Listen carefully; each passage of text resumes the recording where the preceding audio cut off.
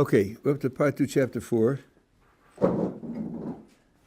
And as I said yesterday, this chapter addresses, among other things, a very important idea. It's a critique from which we suffer, that Judaism is, well, they will say racist. But of course, calling Judaism racist is absurd, since you have Jews of all races. And all Jews of all races, people of all races can convert to Judaism. So calling it racist, of course, when you say that to a critic, he says, well, I didn't mean racist about races.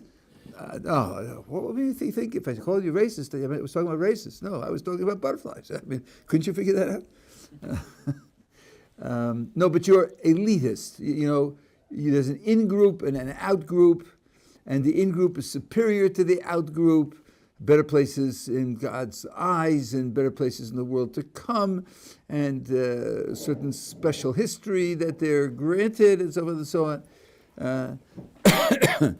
You don't believe in the basic equality of all people, and this was a characteristic of primitive societies. And the whole thing about anthropological history, and tell you the whole song and dance. So what we need to distinguish is what the Creator wants, what His plan was, what His strategy was throughout time, on the one hand, and then the reality. You have to understand the reason for the reality and the future of the reality, and not to confuse the condition under which we live, which is second-hand, second-class, the result of failure, versus the ideals, values, and plans of the Creator. Those two things are quite separate from one another. And if you want to read the ideology of Judaism, what does it believe in? The first thing you have to take into account is the plan and goal and ideals of the Creator. That's the basic ideology. Of course, it includes what happened and why it happened and why we're in a different situation. It's also part of the system, but it's what we call in Hebrew b'di'evid. It's only what happens when things go wrong. It's not the ideal. So we said yesterday, if you start out at the beginning, when God created the world, there were not two human groups, an upper group and a lower group, a favorite group and a disfavored group, a privileged group and a non-privileged group. It wasn't like that at all.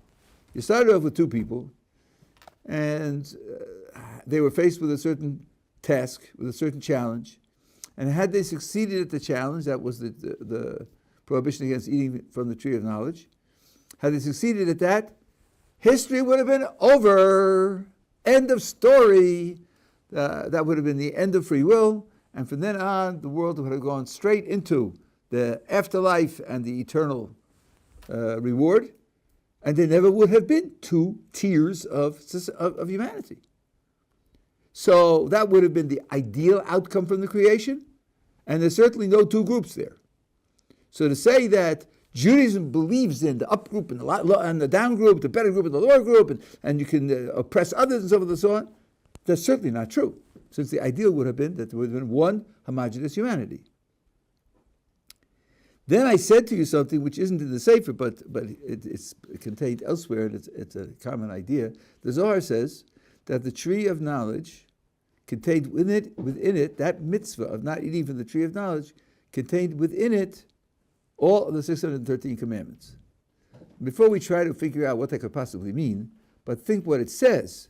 What it says is, the Torah that we have today, the Torah that distinguishes us as Jews because we're obligated in all 613 commandments, versus other people who are not Jews because they're not obligated in 613 commandments, that Torah was there for the first people in the Garden of Eden. Which means, really, they were Jewish. Judaism, as we have it, wasn't invented later. It was there, ideally, at the beginning. which means that Judaism defines humanity. Real humanity is Judaism. That's what God created. Those are the people that he created. The existence of other people is an aberration, as we will see. It gives new meaning to the word. I'm sorry? Atam Krim Adam. It gives new meaning to that. Yeah, you are called Adam, and they're not called Adam. Okay. No, but the original Adam. That's right, because that word, that name Adam, by the way, the name Adam in the creation story, whose name is that? That's what everyone thinks, but that's not what the Torah says. The beginning of chapter 5, it says, Vayikra es Shmam Adam. He called their name Adam. Not his name, but their name. Sometimes the word Adam could be used for the male first creature, human creature. Sometimes it's used for the pair of them. And sometimes it's used for the species. But when the Torah says that God used the name, called the name, applied the name, it says, Vayikra Shmam Adam, their name Adam. That's the secret of marriage. Yeah. Heterosexual marriage, where heterosexual is redundant. That's right. Exactly. You can quote me. Yeah. I might be mistaken, but there is this concept that I've heard that Abraham was the first Jew, the first one to recognize God. How does that fit in, or is that just incorrect? We're going to come to that after the expulsion from the Garden of Eden, after the failure, and the world, as we'll see, became totally degraded. Within that world, there was an opportunity to recover something of the original position. And he was the first person to do that. But he's the first Jew in our context, in the context of our world. But really, the identity goes back to Adam. Yeah. I mean, we are speaking that all this after sin is like the contingency plan, as we spoke before. That's right.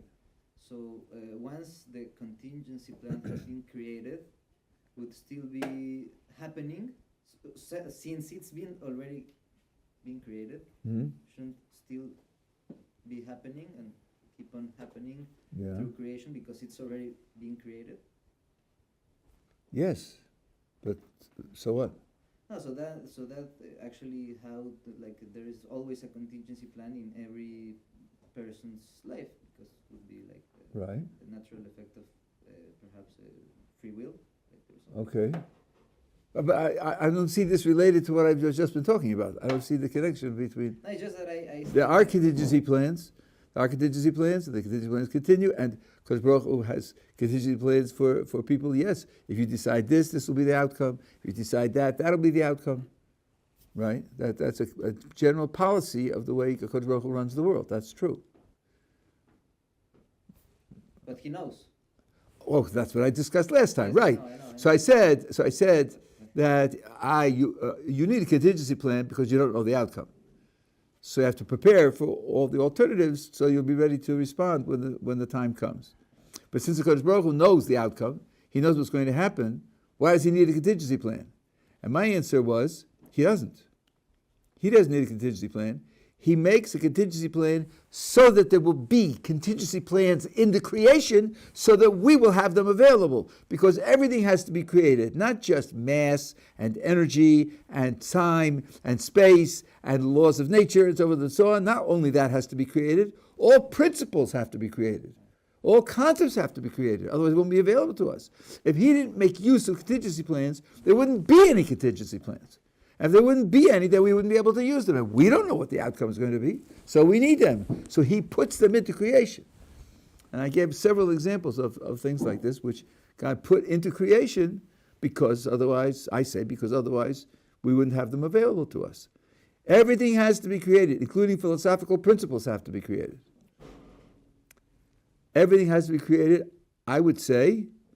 I saw a couple of Mepharshim who addressed this, even let's say mathematics.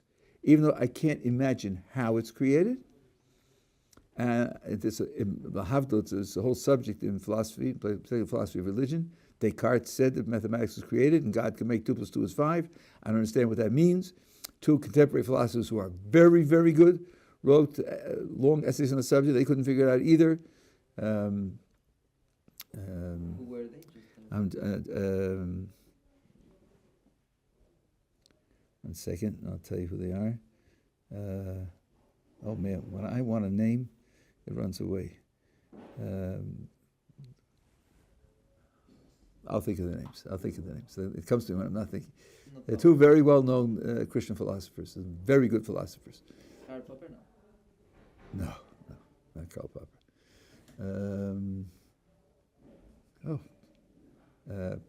Alvin Plantinga was one, and the other fellow I'll think of his name. They're both very good philosophers, and they tackled the issue and couldn't figure it out. So, but I think it's got to be that way. I believe it has to be that way. Nothing can exist, whether abstract or concrete, whether necessary or contingent. Nothing can exist other than that God creates it. Okay. So now let's read through. I'm going to translate for you what he says because the details are quite important. Adam was created before his transgression in a great state, much greater than man is now, which he explained in the first part of the book. And the status of the whole of humanity would have been in a very high state, worthy of great accomplishments. And if he hadn't transgressed, he would have achieved perfection. And from that, we would mean Adam and Chava together because they work together. He would have achieved perfection there in the Garden of Eden, and then from there on would have gone straight up, elevation after elevation. And he says, in that condition, he would have had offspring,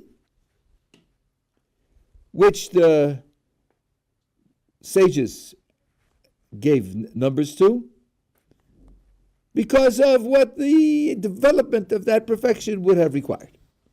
That was the contingency plan that didn't get actualized.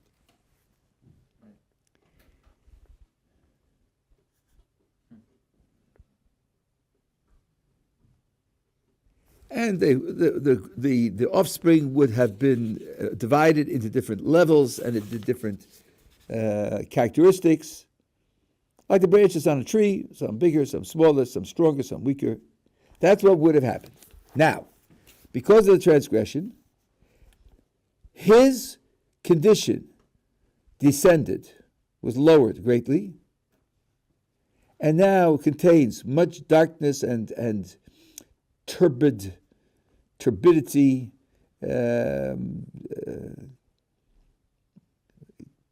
mixture of various foreign items to a very great extent.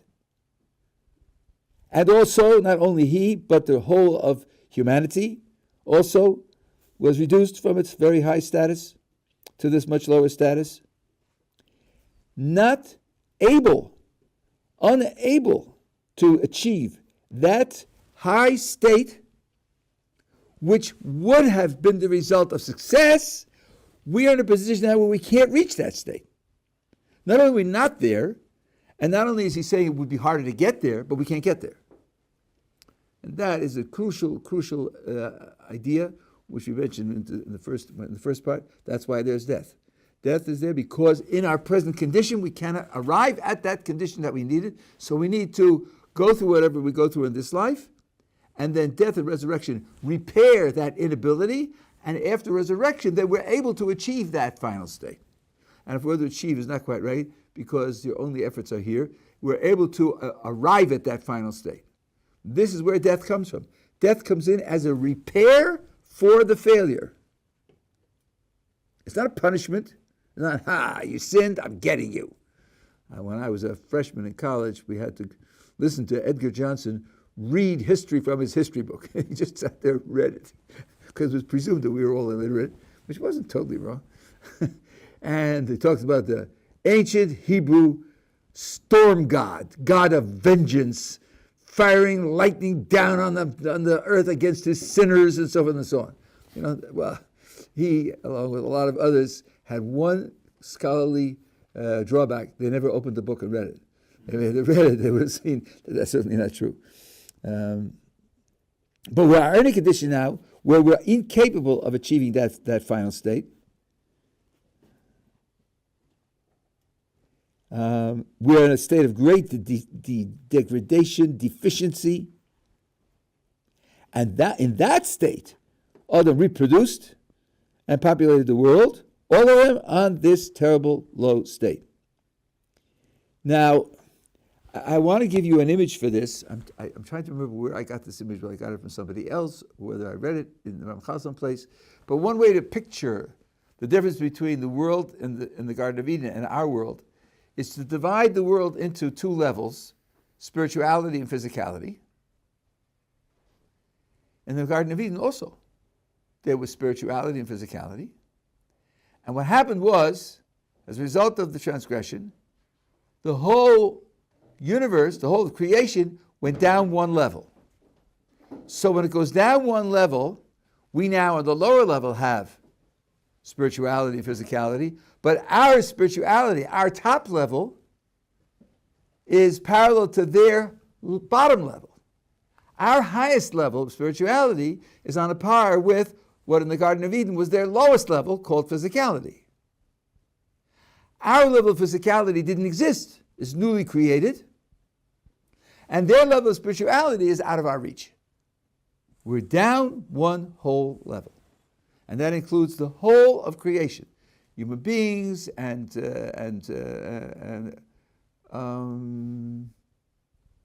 maybe, hold on one second. Maybe if I say the whole of creation, maybe, well, I could say that. It's a little tricky in a certain corner, but I could say that. Yeah, your question.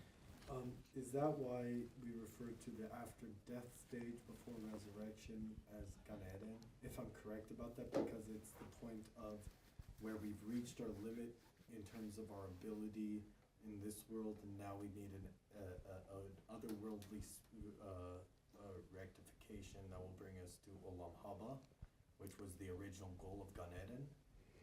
Well, in part that's right. He's asking whether that's why after death, when body and soul separate, and the souls are waiting for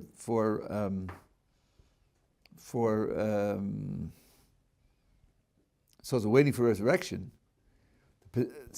Some use the term Gan Eden for them, and here he's reading into it a kind of developmental part to because that was what Gan Eden was for. I haven't heard the idea, but okay. He said this before, so I'll say it again now here, that what happens to the soul while it's waiting for resurrection is that the result of all of the service of God that it did in this world, which built up a tremendous spiritual potential in the soul, couldn't be fully realized in the soul itself while in our present context, because the soul was connected to the body, and the body's in this terribly degraded condition, and that puts a limit on what the soul can become while it's connected to the body in this degraded condition. So the actions that the soul performs here, the person performs here, person is the soul plus the body. The actions that person perform here, in a way, it's like planting seeds. It's like creating potentialities. But those potentialities can't be realized in the soul while the soul is associated with the body in this degraded state. When they part company in death, the soul is a condition where those potentialities can be realized within the soul. But of course, not through free will, not through decisions, not through self-creativity. It happens automatically, because free will is only for a soul and a body together. Which is a vast difference between Gan Eden and Adam. Of course, because the first Gan Eden, they had free will, and their development would have been the result of their free will choices. Here it's split. So, but maybe half of what you're implying is true. I didn't think of it that way, but the fact that the soul develops while waiting for resurrection is true. That he says clearly. Is that connected to the fact that you put they describe it as Gan Eden? Usually Gan Eden is described as a place where all your needs are provided and you are there to bask in the glory of God and so forth and so on. It doesn't usually talk about the developmental side. But you're right, there is a developmental side. And that's why I hesitated before also. Because when I said that the whole of the world was degraded, I stopped to think to myself, what about the human soul? Was the human soul also degraded? But I'm thinking now of the Kabbalistic side. In a way it was, because the souls we have don't parallel the structure of the soul that Adam had and the souls that they would have had he had his descendants in that condition. It's a soul with a different rootedness in the divine structure. The different rootedness, not the same rootedness. Not the same type of. So our spirituality comes from a different level in that. So it's not as if you take something, degrade it, but the souls that we get come from a lower section. So they're less elevated souls. So that part, I guess, is also true. So that's why I decided to say I was right in a certain sense. Yeah. You said that after death, it's still not perfect enough, only until the resurrection is when your soul will be perfect enough. You said we need death and then we go to the next world, whatever it will be, and then we wait for a resurrection after that of everything. Or is it just straight after we die, we completely perfected into Gan Eden? Or is there like... All right, so let me. I'm glad you asked. Let me make sure that we're on the same page exactly.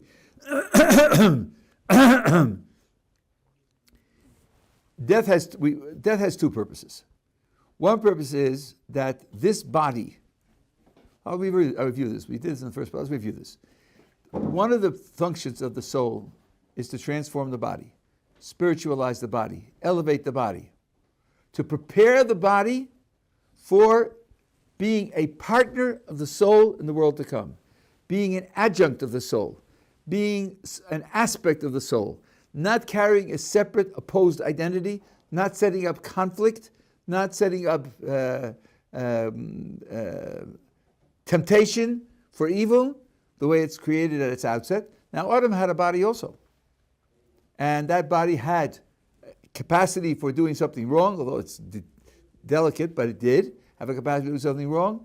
And he had a soul, and the soul and body were in conflict. Of course, that's what they're designed to do, and that's why he had free will, and that's why he could make a decision, be held responsible for it. That happened in the world of Gan Eden also. But the body was on such a level that, had he chosen correctly, that would have infused the soul with a special light. That light would have applied to the body, transformed the body, elevated the body, and they would have been able to arrive at a condition where they could go into the world to come, the eternal afterlife. That would have happened in one step. That's because the body itself was on a very high level, capable of receiving the whole spirituality of the soul, or the whole influence of the spirituality of the soul, and being elevated. One of the results of the whole world being degraded, taking the step down, so that, as we said, our physicality didn't exist in the Garden of Eden. Our spiritual world is on a level with their physical. Our physical is brand new, and it's created in a very degraded way. This body, the body that we have in this world, is incapable of receiving the full spiritual influence of the soul. Were it to be bathed in the full spiritual influence of the soul, it would disintegrate. And my analogy is unfortunate Americans, like me and others, who bring along their American appliances and plug them into the wall in Israel, and a 110 electrical device plugged into 220 electricity fries. It fries, is mangled, it melts down, and things are not good. Because you forgot to put in the transformer, Just a little thing, a transformer. So that's what would happen. So what happens in our world is this. Human being has free will, and if he chooses well, he creates a certain spirituality. But that spirituality in the soul isn't realized. It's only there as a potential. Because were it realized, there would be a short circuit between the soul and the body. The body would just be fried. It would just be destroyed. So it's created in the soul as a potentiality. Now, death means that they part company. This body disintegrates. It has to disintegrate. Every person's body disintegrates. Chanoch went to heaven without dying. He will die and it will disintegrate. Eliyahu went to heaven without dying. He'll die. The body will disintegrate. The body must disintegrate. There's no way out. Then, in resurrection, you get a reconstructed body, a body on a par with the body of Adam. I don't say identical, but on a par, in the same ballpark as the body of Adam. Then that's what's happening with the body.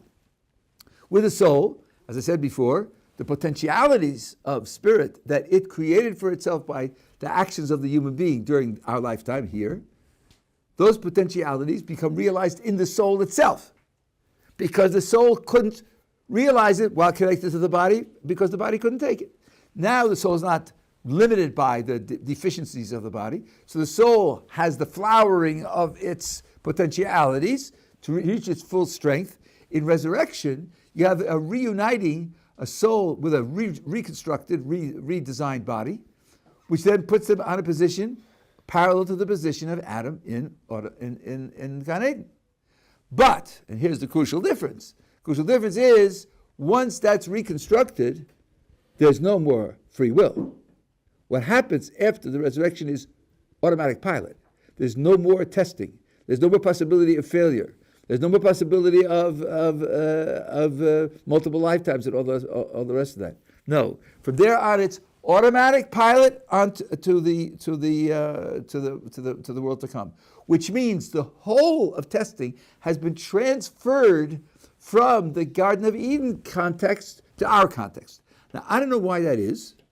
When I first read about these ideas and I was putting it together in my head, I thought, it's like a person who's on a trip from Yerushalayim to Bnei Brak, and he gets a flat tire, and he goes off the road to the garage, and there they say, we have no new tires of your type. Wait here. Okay, in the meantime, you have to take a room in a hotel, and the hotel you have to walk 6 miles down the road to get to the hotel because you don't have a car. And then he's on this side track. He's not going to Bnei Brak. He's lost the highway. So he's out here in the woods tramping around and scrounging for food and so forth and so on. What's the goal? Get back on the highway. Get back on the highway and go to Bnei Brak. So I thought of it that way. All of this history that we're dealing with in this degraded condition of ours is just tramping around in the woods, waiting to get back on the highway. Get back on the highway, you still have to make the trip to Bnei Brak. So we go back to Gan Eden and then be confronted with the same challenge that Adam was confronted with, but then, of course, that opens up the possibility of failure again, right? And maybe it's multiple times. And that's the way I sort of picture it in my mind. But the Ramchal is quite clear, it's not true.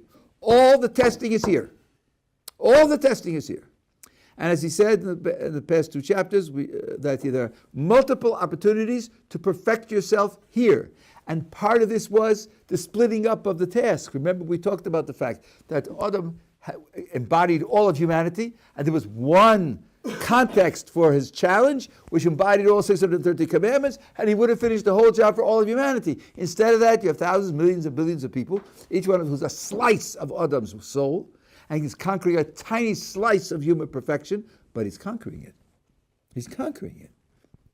And the result will be that the result of those multiple slices will be reunited, the kibbutz hashleimim, the gathering together of the perfected, that he talks about over and over again, and reunited into that single soul, right? But all of it's here. Once it's done here, it's over. Now, what the implication of that is, I'm not quite sure. What does it mean? It's sort of replacing the challenge of Gan Eden with this challenge. Split up in our degraded circumstances and everything else. Like, what's the message in that? Rather than doing it the way that I conceived of, getting back on the highway and then taking the trip. I don't know what the message in it is, but it's obviously a very deep thing. But that's exactly what the plan is. Now, I was trying to answer your questions. Where are we up to? The end of that final trip to Derech, full re-resurrection of the whole completed, perfected system that can now reach its final destiny that was from before Adam's time. That while Adam was created is only once our whole system is completed and all the souls have been gathered and all of them that are perfected enough to go through, that's when they reach that final destination of what it was initially created for. So you're saying there's still another destination we need to get to once we're there? No. The destination is the same. The destination, only the path of getting there is different. But if I'm going to finish out the analogy of the trip to Bnei Brak, right? Instead of getting back on the highway and driving to Bnei Brak, there are free buses. There are free buses. You just get on the bus. You don't have to drive. You don't have to look at the GPS. You don't have to worry about gas. You're taken there automatically. There's no more testing. You have to go through the process, but you go through an automatic pilot, not through any effort of yours. So the idea of challenge and self-creativity in Gan Eden is removed. That's removed. We need the final destination. The final destination is Olam Haba, the world to come, right? But that's when Everyone's always on their own journey in their own time to Olam Haba. I'm not hearing you. Is everyone individually going to die, when they die, they're going to be on that journey to Olam Haba always? No, we spoke about this. The kibbutz hashleim, the perfected are gathered together. They're gathered together and amalgamated into a single thing. Okay, so it's a They're not separate. now. But we're separated here. That's artificial, right? Are other souls waiting for us to get there? Of course, because people who died beforehand, their souls are waiting for his resurrection. So we need to perfect that world. That's like what we should be driving to do, to be able to do kibbutz hashleim and get there. To perfect what world? These souls waiting for us to arrive to be able to go. We're not perfecting them. Well, again, Us being a- each person who dies, his soul is that's not gathering together the perfected. The perfected are people, not souls. Souls aren't people. Souls are not people. A person is a soul and a body. So the gathering together perfected has nothing to do with what happens to the soul after death. Souls after death, for as I've read, they're pictured individually. They're not pictured as gathered together at all. That's a crucial, it's something which you have to keep in mind because of certain ways that people talk. A human being is a soul and a body, not a soul alone riding around in a body. So that's not where the gathering together takes place. It takes place after resurrection. Yeah? Yes. Oh, sorry, okay. Yeah. It's there's two questions. One's a two-part. Our souls do they come from Adam after he sinned? Yes. Okay, and my second question is, did Adam get a new soul after he sinned, or is it the same process as us as opposed to after So resurrection? yeah. Meaning, is it just perfected but in the opposite way, or did he get a new soul? Because No, see, let me say for the recording. The first question was, are our souls coming from Adam after he sinned? The answer is yes, they are. That's why they are not souls of the quality that he had. And what happened to him afterwards? He didn't get a new soul, but he lost touch with some aspects of his soul. So it's a reverse process of what's going to happen after the resurrection. Something like that, which would mean that the process of resurrection repairs what happened there. It repairs what happened there. Now, whether you get the full effect of repair, I'm not sure. Let me think for a second. Because beforehand, I don't know. I don't know whether it's a full repair or not. I see a gap, but I'm not sure. It could be the gap is filled in ways that I'm not aware of. So I'm not sure. Okay, no. Yeah. Thank you so much. Who you had a question there? Yeah. So we've already gone through the concept of the bread of shame, which Yeah. the soul no longer, so to speak, perhaps Adam's soul no longer wanted to experience the bread of shame. So all our souls asked for the possibility to work for the perfection, right? Like that's I'm not quite sure the connection here. You're talking about the bread of shame. The bread of shame that I introduced, which is based on the Yerushalmi, is that if you're given something for nothing, right. then you are embarrassed and degraded by it. You identify with something more because you worked for it, because you feel that you deserve it, that you earned it. And that's one explanation for why we have free will. Right? But that applied to Adam also. That applied to Adam just as much as to us. That's why he was given free will. This is the purpose of free will, that you shouldn't eat the bread of shame. There's no difference between Adam and us in that respect.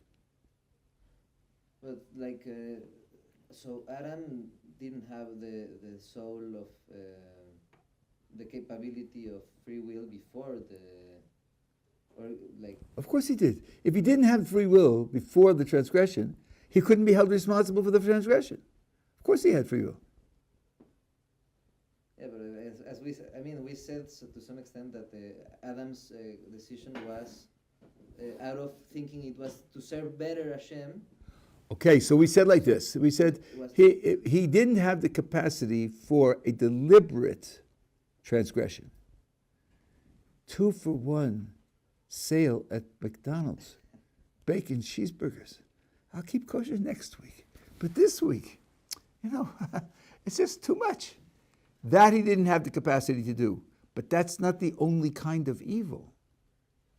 Not all evil is premeditated, deliberate, self-conscious evil. Some evil is due to rationalization and self-deception. I won't make the political remark, that's on the tip of my tongue. People who think of themselves as virtuous and want to be virtuous and believe that what you're doing is virtuous, but it's really terrible because of the fact that they're rationalizing and they're self-deceiving. That he was capable of. And that's wrong. And it's bad. And it deserves punishment. And he was wrong and bad and deserved punishment. No question about it. No question about it. That much free will he had. If he had no free will, there would have been no commandment, no test, no reward, no punishment. He would have been a squirrel. And the Ramchal says this. He said he was in the ideal condition of free will. 50-50. Could have gone either way. So, I don't know where you're coming from. So why to reach perfection would be a higher state of soul? Because this is why I was thinking about the bread of shame. Because perhaps the soul can actually acknowledge that she, by her own effort, so to speak, reached that level of perfection. Like, wasn't completely given by Hashem. Like, the soul actually worked for that perfection. And it's not a squirrel, because there will be no longer free will, right? Like, gone. Mashiach comes or something, there is no longer free will. So wouldn't we be also like squirrels? Like. Well, that's a separate question, but I still don't understand the first part. Of course, according to this explanation, which we saw in the second chapter, is different from what the Ramchal says in this book. But according to this explanation, yes, the soul will say, I worked for it, and I achieved it, and I deserve what I'm getting. That's 100% right. Had he succeeded in his test, his soul would have said that. And we say the same thing when we succeed in our tests. There's no difference between him and us in that respect. You were drawing sort of contrast between Adam and us. In this respect, we're on the same. We have the same qualitative existence. Of course, different levels, different quantitative conditions, but qualitatively we're on exactly the same level. Now you ask, but if without free will we're squirrels, then what happens in the time of the Mashiach when we don't have free will? According to some, we don't have free will in the times of the Mashiach, right? So we've asked this question, and the answer is that if you use your free will to develop yourself to the point where you don't have free will, because you used your free will to develop yourself that way, you get credit for everything you do later without free will. That's not a squirrel. A squirrel was created without free will. A squirrel never had free will. Therefore, a squirrel can't be responsible for anything. It doesn't deserve credit for anything. But if you use your free will to get to the point where you don't have any more free will, you get credit for everything you do afterwards. And this is obvious in human life. If a person gets drunk and goes driving and smashes the car, and he says, I don't deserve to be condemned. I didn't decide to smash the car. I was blind drunk. I wasn't deciding anything. That doesn't excuse him. You decided to get drunk and not give your keys to somebody else. What happens afterwards, you're responsible for. Because the result of your decisions. I say it's true when a person trains himself in a certain way. He has certain habits. I knew a person once who had a problem with anger, terrible problem with anger. And he worked to the point where he trained himself to the point where getting angry wasn't an option anymore. You say, but now it's not free will, so now you just coasting along like a squirrel? No, he trained himself. Rav Dessler speaks about this explicitly. If you train yourself, you get credit for everything that happens later. Your free will gives you responsibility for what you choose and the consequences of what you choose, many of them. So if we bring the Mashiach by our mitzvos and by our prayers, and then at that time we have no free will, we can get credit for everything we do. Doesn't follow that we lose it. Yeah. So doesn't that only apply if we bring it through our merit rather than us having it? Doesn't that apply only bring it through our merit? Yes, but then every mitzvah you do is part of the merit of which he comes. So everyone has a hand in bringing him. Okay. So it doesn't have to be all. Well, we all have some credit. And one more thing, back to your example of the traveling to Bnei Brak. So would you say it makes sense to say that our job is to get to the bus station? Yeah, well, sort of. I mean, our job is to trample, to wander through the woods in a faithful fashion. We're not going to get back to the road. That's going to happen after the resurrection. After the resurrection, you get on the road, you have your ticket for the bus, you get on the bus, and you go. We're in this world until we die. And this is the world that we operate in. And the next appearance, of course, you could have resurrection. Reincarnation. We talked about that yesterday. But resurrection is the point where, from there on, it's automatic pilot, according to the Ramchal. Not everybody has the same picture of the Messianic era. Not everybody has the picture. There's a variety of pictures. I'm just talking about Ramchal right now. So don't think what I'm saying is universal. But according to him, once resurrection happens, from there on out, it's automatic pilot. Yeah. You mentioned that we are rooted differently, our souls. Is that our souls versus Adam's before the sin? That's what was rooted differently? Yes. And also all the descendants he would have had he not sinned, and they would have been born into those conditions, would have been rooted differently. It would have been rooted different. And quickly, the second part, hopefully Mashiach will come tonight, but I'm saying, if you're alive when Mashiach comes and you don't have the reincarnation, will this awareness of the soul still have effect? Oh, I don't know. Or is that only through the reincarnation, the resurrection process that you gain that awareness? I mean, about the people who are alive when the Mashiach comes? Like right now. Yeah, it's a good question. It's a good question because the way I understand it, everyone has to die.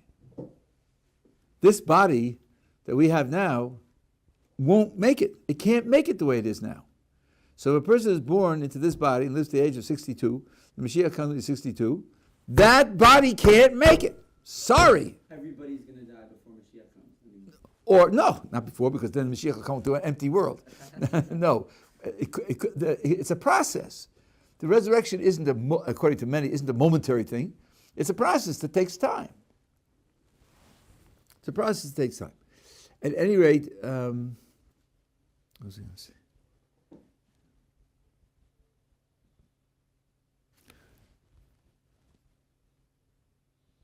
I can't remember.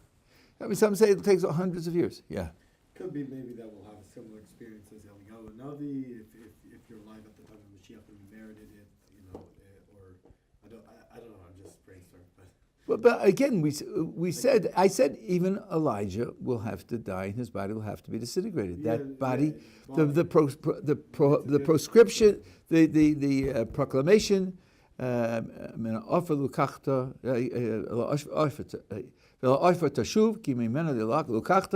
you'll return to dirt because that's where you were taken from. That applies to all human beings. Yeah, no, I'm more saying, the body obviously gets disintegrated. I'm just saying, like, it's not exactly like a death, right? So there's something more going on there. You're more. No, it gets disintegrated because it loses touch with the soul. That's why it disintegrates. Okay. Yeah. I just mean it's so scary. Yeah, no, there's a source that says even we have records of great people who are buried and whose bodies remain intact.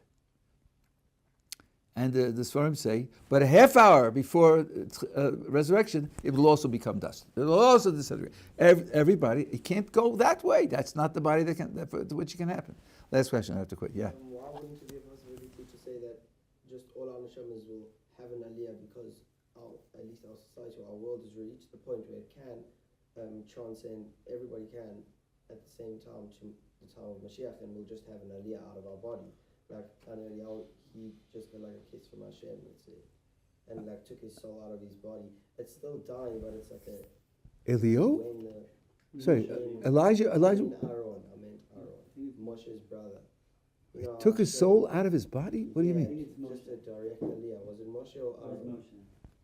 When Moshe was taking the clothes of Aaron when he was dying, it said Hashem took him like straight, and his neshama basically. That's Chanoch. He lakachaso Elokim. That's Chanoch. It doesn't say that in the text. It says he died. He says he died. Vayonas. He died. Period. He died. Unless you may be referring to this. That certain Tanoim, after they died, they came back in a dream to people, and they were asked, what was death like? And they said, the parting of the soul from the body was like taking a hair out of a glass of milk. It was as smooth as that. There was as little resistance as that. But he's talking about the soul leaving the body, after which the body is going to disintegrate, like the bodies have to disintegrate. The soul will go into the soul world waiting for a resurrection, like everybody else. That's describing the soul leaving the body, which is death. It's not opposite. It's not something alternative to death. It's describing the process of death. The alternative is people who identify with their bodies, the soul leaving the body is very painful, because the soul has come to identify with the career of the body, the pleasures of the body, the identity of the body, and it's losing its connection. So there's a statement in Chazal, which is often misunderstood. It says, Kosher Rima Lameis Kemachat Labosachai. As a worm is as difficult for the dead as a needle is to living flesh. From which people say, wow, it sounds like the corpse feels pain. As difficult, the worm which eats the corpse of the person it's as difficult to the corpse as the needle is to living flesh. But many commentators point out, if you learn how to read a Talmudic statement, that Talmudic statement suffers from an imbalance. You tell me what the imbalance is. Listen to it again. The worm is as difficult to the dead as the needle is to living flesh. What's the imbalance in the statement? It says flesh once, not twice. It's not parallel. Why didn't it say that the worm is as difficult to dead flesh as the needle is to living flesh? Why is flesh in there only once? So Mepharshim say, not all Mepharshim, but many Mepharshim say, what it means to tell you is the corpse feels nothing. It's dead flesh. But the soul, watching the corpse disintegrate, has pain. As much pain as a needle is to living flesh. Dead flesh doesn't feel anything. Mace there doesn't refer to the flesh. Chazal paid attention to their words. They didn't play around. They didn't, just dozing at the fire, write this and write that. If they put flesh in only once, they meant flesh only once. Okay.